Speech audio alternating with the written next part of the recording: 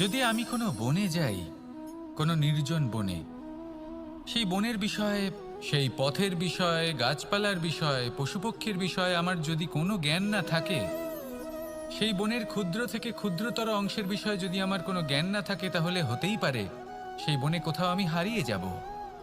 হয়তো এমনভাবে হারিয়ে যাব কোনোদিনও বাইরেই বেরোতে পারবো না।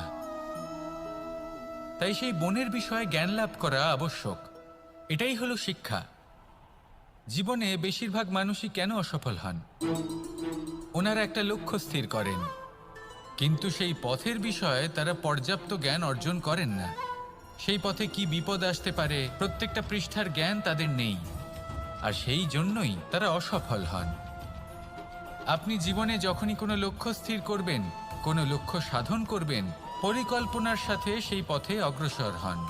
সেই পথকে বোঝার চেষ্টা করুন, সেই পথের বিপদ সম্পর্কে জ্ঞান লাভ করুন, সব কিছু জানার চেষ্টা করুন, অজানা তথ্য আহরণ করুন, আর তারপর সেই লক্ষ্যের প্রতি নিজেকে সমর্পিত করুন।